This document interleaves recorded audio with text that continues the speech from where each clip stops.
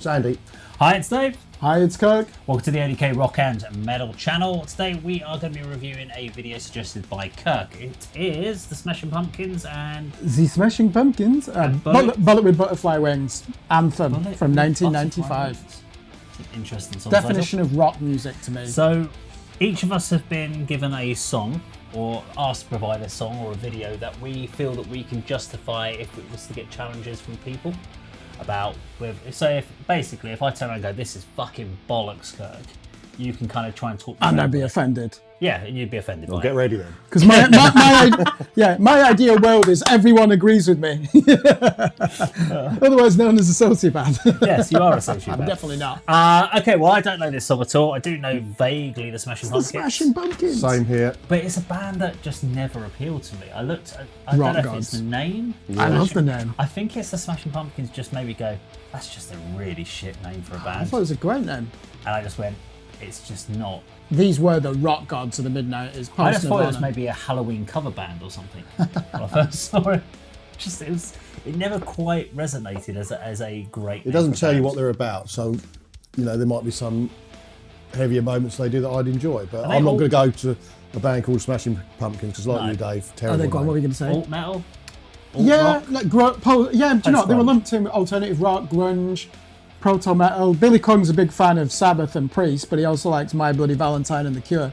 So I kind of when I think about this band, I put them in my head with bands like Jane's Addiction. Yeah, definitely. Would have been a comparison. Jane's Addiction would have been an influence on them. Yeah, they were the originators of alt rock, weren't they? Jane's Addiction. Jane's Addiction, I knew a little bit for them, and wasn't Jane's Addiction also Porno for Pirates? Yeah, that's where Perry. I do know this shit. I'm on it now. Come on, man. The 90s were dominated by alternative rock. All of which bands I never. I mean, then you get into like other bands that kind of went more punky, like Less Than Jake, and there's a whole load of different kind of alternative scene. That but to me, if someone says, Kirk, what is the definition of rock music? The Smashing Pumpkins to me. But I also thought of them as like art rock. Yeah. That's kind of the other thing I thought of. It was progressive tendencies as well. Here's heavy stuff, here's grunge, here's the rock scene, and then here's the guys that were in art school who wanted to emulate it, and that was the Smashing Pumpkins, Jane's Addiction, and all that. Definitely, yeah. It felt like art rock that had taken it on and tried to go down that. Which at the time was revolutionary. It's like, hey, you're actually paying attention to heavy music. Yeah, I know my scenes. I'm all right. Okay, let's go check it out. The world is a vampire sent to drain. I used to have that t-shirt, the Zero one. Oh, imagery. You can tell it's the golden era of MTV because the budget is huge. I do like the 90s music videos going into the early 2000s was brilliant. Because there's so much money invested. Yeah. Ready for the snare? Best drummer of the night is Jimmy Chamberlain, in my opinion. One of the things I found with the alternative scene was it was very androgynous. I think it's the Yeah, right word for it. The male vocalists are all kind of like, are you male, are you female, the way you act. Listen to this chorus. That's how you write a rock chorus. Not great vocals. When I first heard this, I was like, wow, I've never heard music as heavy as this. This was my gateway into metal. Really? Yeah. Distorted guitars. Come on, that's fucking heavy. It's a bit of a Nasal nasally, voice. like, Yeah. vocals. Distinctive. Now I'm naked. That's actually a dance beat, isn't it? Just slow down. It's funk, actually, if you really think about it. Kick drum, isn't it? Yeah. Do you like that delay effect? It's just playing fifth chords. Isn't Kiki Wong now playing the Smashing Pumpkins? Who, sorry? Kiki Wong. Hasn't she taken over? They do normally have a different bass player every tour. I know that. I did Jeff Schroeder. I know that Sure, it's Kiki. there's Darcy Retzky. So 1995, to me, these were the saviors of rock. The death of Kirk Cobain, they kept rock in the mainstream. Yeah. So she's been playing in Smashing Pumpkins. Yeah. What a chorus that is.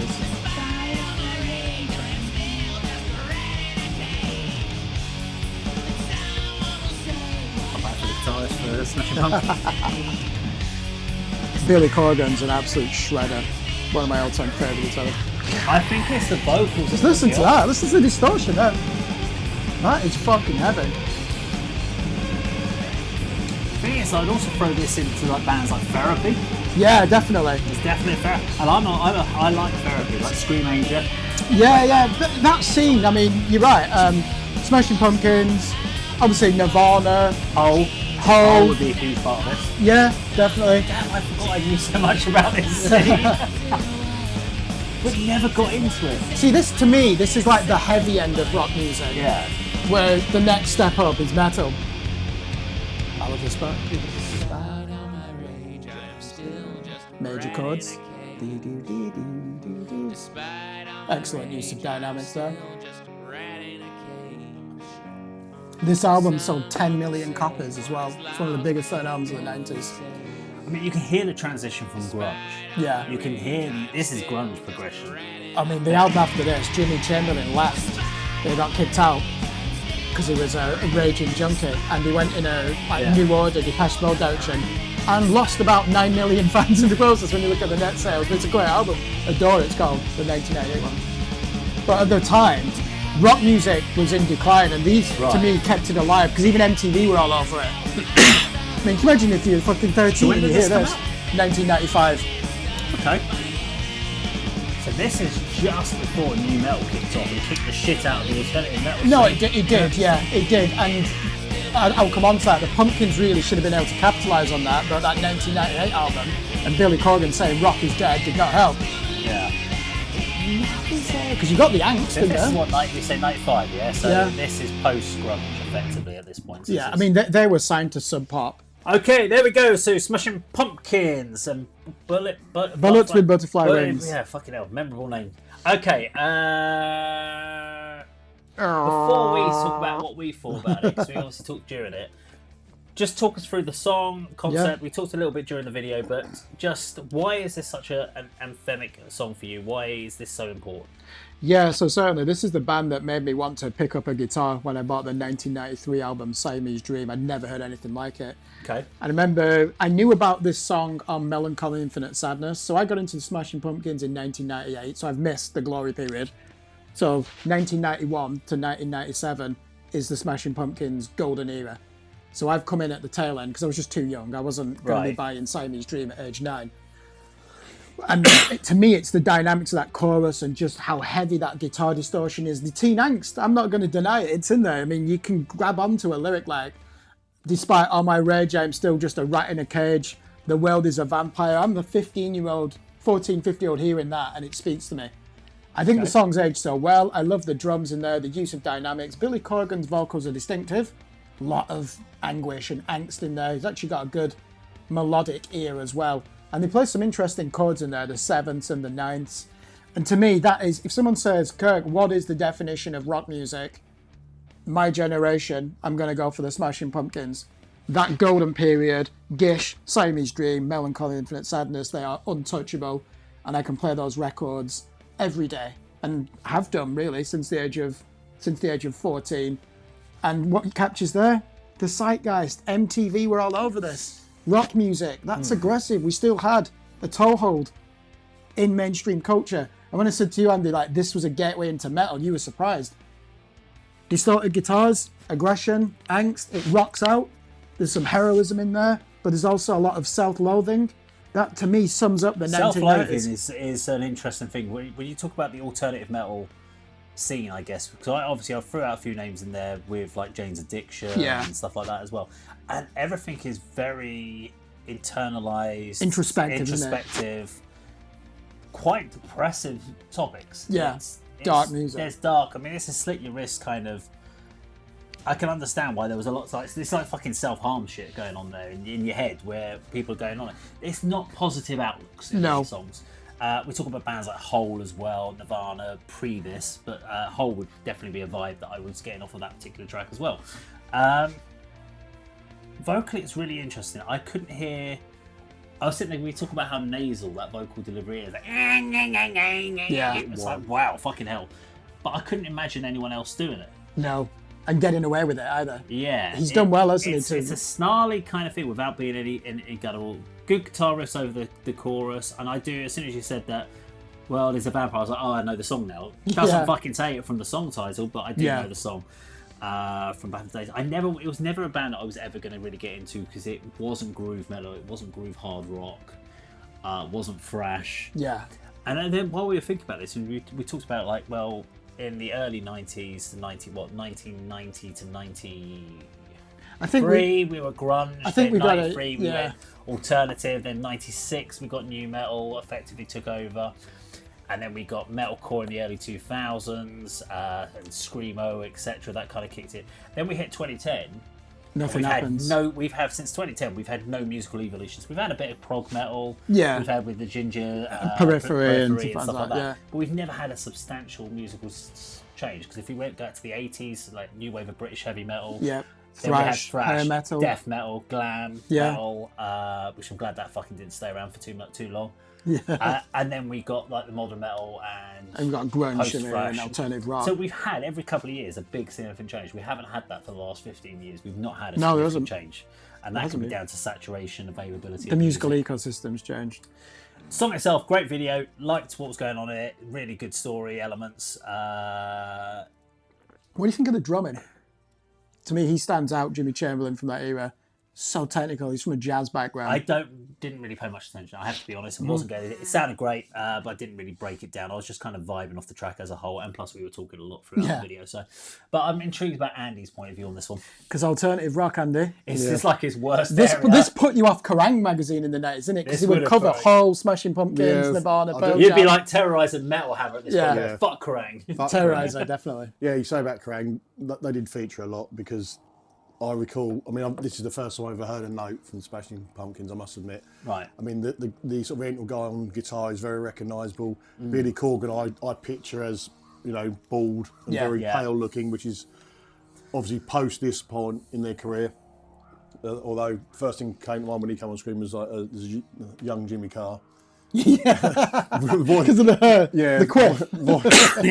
Voice to match, as you said, was very distinctive and I guess kind of suited the lyrical content and it did, it's quite sound, but it's unusual. I put sort of whiny, but yeah, nasally is about right. I just sit here and think, who does this appeal to? You can understand the genres I like. Yeah. Why people listen to thrash or death metal. 15-year-old youths that angsty teenagers have got problems at home. Really? Yeah, and that's what appealed to me. This is about feeling that this song's telling you. Whereas thrash metal was more about rebellion and that's your 18, 19-year-olds who go into that. For your 14, 15, 16-year-olds who are at school and stuff. My parents had split up, divorced when this came out. Yeah, exactly. It did. Your it spoke time to when me. you're coming out, you're not in the 15, 16-year-old age group. Not that age, no. Thing is, though, they were the darlings of the music press as well. They were rightly so taken seriously. I think new metal is when it became a parody and it was all about teen angst and fucked up childhoods, etc.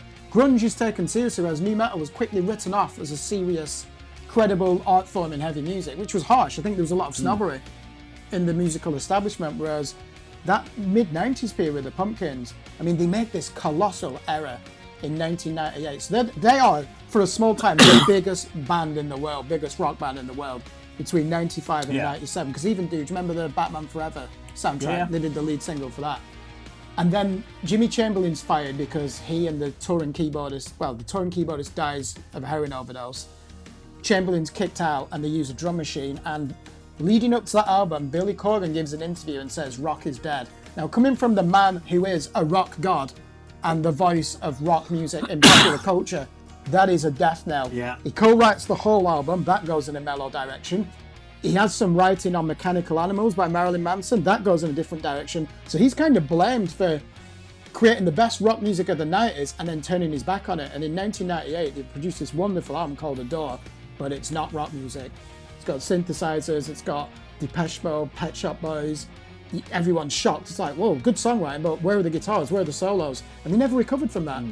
They split in 2000. I think what's interesting about the alternative metal scene, though, as a whole, not just Smashing Pumpkins, but everything, if you kick it in from grunge onwards, through to the end of the alternative metal, and it kind of started to bleed a little bit into new metal and then died off quite quickly, was the subject matter. Yeah. Because pre to that, if you think about rock metal, you either had stories about running to the hills with Iron Maiden and stuff like that, and battles and wars and stuff like that. You either had drinks, drugs, partying, fighting. There was nothing about, I can't think of the genres or anything. If you start going through the bands like Metallica, Sepultura, about introspective, depressive topics, and then grunge. Huh? Stained. Yeah, but that's when we get to new metal. But that's so in when you the start early grunge, 2000s. Yeah. grunge kicks in, Yeah. and it's all introspective. Then alternative metal did that, and they took it even further introspective with a bit of the drug topic. And then new metal tried to do it, and then people started. Stain did it very well, but then when people started doing it, and they got accused, They of were being a bit questioning whiny. their sincerity as well, and it's like, what have you got to moan about? Korn started going and like faggot and. I mean, there's no Daddy, doubt that is sincere. There's- Jesus there's- Christ. Yeah, but then People. started parodying it. Yeah. It's cool. No, saying- people like take Disturbed, for example, who've done well to stay around. There would be nothing without Korn. I think no one was prepared for Korn. These are guys in tracksuits, dreadlocks, and the singer's got a song called Daddy talking about sexual abuse. Fucking hell, that is dark music. And that's the transition. But if you go back to pre-1990, you had it was alternative music. None of them. It was like, you'd have like bands like The Cure, but that Yeah. was not rock or metal. No, exactly. You'd have That's the alternative pop. I think That's I think for proper, dark introspective music, first time it really melancholy came music, people would listen to The Smiths, The Cure, even Depeche Mode. Bit darker, but you're right. Grunge kind of brings that in, doesn't it? The idea that it's about the individual. And I just think, if I listen to all the stuff, if you're talking like bands that I listened to in the 80s, where I was first getting into rock music, so Def Leppard and stuff like that, Thunder, songs like Love Walked In, and See, I stuff call like that Backstreet heroic- Symphony. heroic But they were rock all about music. love and relationships and parties, and there was nothing that was about personal feelings. There was no actual connection. It was all about positivity. Yeah. Then suddenly grunge and alternative came in, and it was like They were like anti-rock we're stars. gonna They became tell rock you, stars. and we're gonna sing a story about what you're going through. Now, Doom probably did that anyway, but there's probably elements there. But anyway, that was a good video. I enjoyed that. If you liked our video today, please do like, share, and subscribe. I'm gonna get some WD-40 for this fucking store. It's squeaky as fuck. And we'll see you on another video sometime very soon. Take care.